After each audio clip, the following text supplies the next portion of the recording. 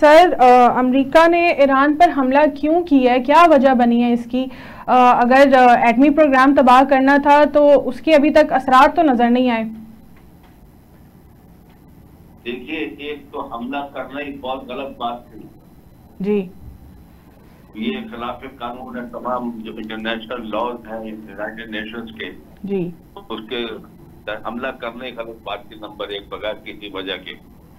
दूसरी बात यह है कि जो अमेरिका ने जंग में हिस्सा लिया है और उनके न्यूक्लियर साइट पे हमला किया, वो भी इंटरनेशनल लॉ के मुताबिक गलत है। बिल्कुल। आप किसी न्यूक्लियर स्टेशन पे हमला नहीं करते क्योंकि ताबकारी फैल सकती है जिससे बहुत नुकसान हो सकता है। तो वो भी जो काम किया उन्होंने बहुत गलत किया, उनके साइट पर इजराइल का साथ देकर वो भी गलत काम किया है। तो तीसरी बात यह कि ईरान तो खड़ा हुआ है, वो ना इजराइल से डर रहा है ना अमेरिका से डर रहा है। तो सर, इस हमले के बाद अब अमेरिका में क्या सूरत हाल है? अब अमेरिका, कहा यह जा रहा है कि हाई अलर्ट हो गया है वहां पर, तो अमेरिका अपने दिफा के लिए कुछ करेगा या ईरान अब बदले के लिए क्या करेगा? देखिए, मेरे ख्याल से ईरान के पास ऐसे तो कोई हथियार नहीं है जो अमेरिका पे हमला कर सके। अच्छा।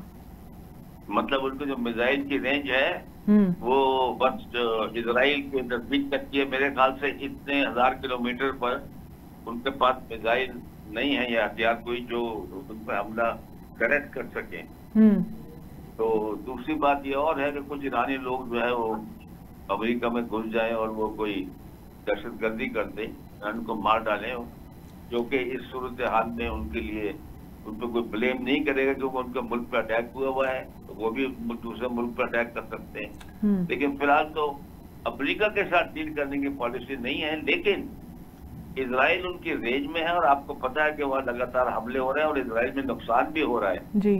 तो इजराइल को हमला करने का मकसद ये है कि आप अमेरिका को बहुत तकलीफ पहुंचा रहे हैं, उनको बहुत तकलीफ होती है अगर इजराइल को थोड़ा सा भी दुख पहुंच जाए।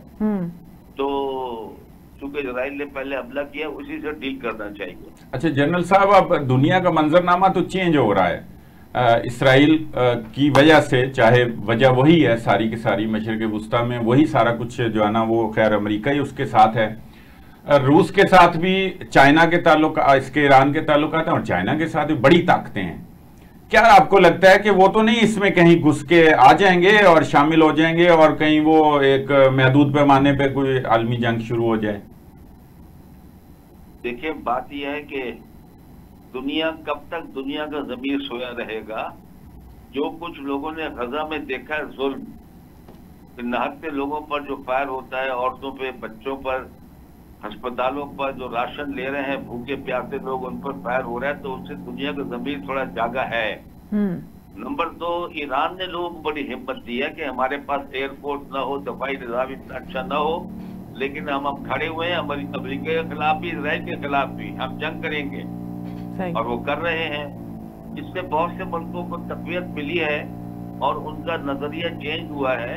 जो कोई इसराइल की तरफ से या बॉर्डर लाइन पे बैठे हुए थे, फेंस पे बैठे हुए थे, उनको ईरान की तरफ माइल हुए हैं क्योंकि ईरान के साथ जुल्म हो रहे हैं, ज्यादती हो रही है।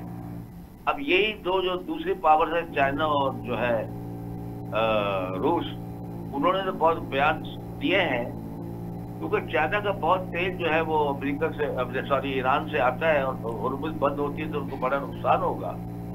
तो जाहिर है कि वो उनको मटेरियल सपोर्ट देंगे और ईरान की मदद करेंगे और इजराइल को मना करेंगे कि आप ये अटैक बंद करें और आप ये सीज फायर करें पहले। जब आप बंद करेंगे फायर तो फिर वो कहेंगे ईरान को ही मना लेंगे कि आप ही जो सीज फायर कर दें।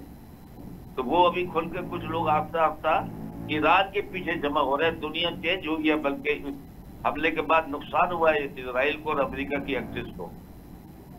अच्छा, ये बताएं, आप देखें रजीम चेंज की बातें भी हो रही हैं, ट्रंप ने भी कोई इशारा दिया है कि क्यों ना हम करें, अगर ऐसी बात है तो वहां की आवाम चाहती है और वो अगर इसराइल के दुश्मन हैं तो क्यों ना हम जो है ना वो रजीम चेंज की भी बात करें। ये बातें तो वो दुनिया को पता है, इराक में क्या किया, लीबिया में क्या किया, उससे पहले की भी मिसालें हैं। तो फिर मुझे बताएं कि फिर इस पे तो सीधी सीधी बात वही है कि फिर तो जंग छिड़ जाएगी। देखिए, मैं उनकी इस बात से मुत्तफिक हूँ कि रिजीम चेंज होना चाहिए, लेकिन रिजीम चेंज होना चाहिए अमेरिका में और इजराइल में। हाँ जी। तो दुनिया के अमन को तबाह कर रहे हैं नेतन्याहू साहब, और वहां से उन्होंने अपने हवाई जहाज भेज के इनके न्यूक्लियर स्टेट में अमेरिका शामिल हो गया है। रिजीम चेंज की वहां जरूरत है ताकि दुनिया में अमन कायम हो। दुनिया का अमन ये खराब कर रहे हैं, जो आपने नाम लिया इराक का, लीबिया का, फलाने का, सीरिया का, अफगानिस्तान का, ये ईरान तो नहीं कर रहा, नहीं कर रहा, ये तो यही कर रहे हैं अपना अमेरिका और इजराइल कर रहे हैं अपना रीजन के अंदर, उसको इस बात की खुली छूट दी हुई है। रिजीम चेंज की तो बहुत जरूरत है। और बाकी तो ईरान के लोगों ने बड़ा एक तहती का सबूत दिया है, बहुत बड़े बड़े जुलूस निकले औरतों के, आदमियों के, इन फेवर ऑफ जो है प्रेजेंट लीडरशिप इन ईरान। तो वहाँ रजीम का सवाल है, वहाँ तो लोग मुतमईन है, वो खुश हैं कि खड़े होकर ईरान हम जो है वो मुकाबला कर रहे हैं इन बड़े मुल्कों का। अच्छा, आखिरी सवाल ये है, आप ज़ाहिर बड़ी अहम पोजीशन पे रहे हैं, अब पाकिस्तान को क्या करना चाहिए? हमारा हमसाया ने तो नहीं बदलना, रहना है, ये अमेरिका और वहाँ के ट्रंप और ये तो बदलते रहेंगे, हमें क्या करना चाहिए? हमारी क्या जिम्मेदारी बनती है इस वक्त? सफारती तौर पे तो कर रहे हैं हम, बिलाशुबा ठीक कर रहे हैं, किस तरह से कोई ईरान की मदद की जा सकती? देखिए, ये बेसिकली जंग ईरान की है और पाकिस्तान को इसके अंदर मुलव्विस नहीं होना चाहिए कि हथियार दें या उनको अड्डे दें या उनकी किसी और तरीके से मदद करें, वो मुनासिब नहीं होगा। वो पाकिस्तान के अवाम को, लोगों को मुश्किल में डालने वाली बात है, अपने मुल्क को। ठीक है। और हमको चाहिए कि ईरान की अदरवाइज जिस तरह हम डिप्लोमेटिक इंतजाम कर रहे हैं, सोशल लेवल पे कर रहे हैं, यूनाइटेड नेशंस में कर रहे हैं, हमारी नेशनल सिक्योरिटी काउंसिल ने उनके हक में करारदाद पास की जिसको ईरानी एक्नॉलेज कर रहे हैं कि पाकिस्तान हमारे साथ खड़ा हुआ है जी। और बाकी ये रहा ह्यूमैनिटेरियन एड की जिस तरह बात है कि उनके पास को खुराक की तंगी है या कुछ और इस किस्म के मसाइल हैं, जो इराक ईरान जंग 8 साल हुई थी उसमें ही पाकिस्तान ने इनकी खाने पीने इन टाइप की चीजों की जो बहुत किल्लत हो गई थी मदद की थी। या इनके लोग जो अभी हज करके वापिस आ रहे थे या कहीं और से, तो उनको पाकिस्तान ने अपने पास आने की इजाजत दी, उनको एयर कंडीशन बसों में ईरान के बॉर्डर तक पहुंचाया। तो पाकिस्तान ये मदद कर रहा है और ये भी इनको अच्छा नहीं लग रहा होगा अमेरिका इजराइल को, लेकिन वो हम कर रहे हैं। लेकिन हमको मेरे ख्याल में हथियारों इनके साथ फौजी इमदाद उसमें नहीं शरीक होना चाहिए। ठीक है, ठीक है। जनरल साहब बहुत शुक्रिया आपका।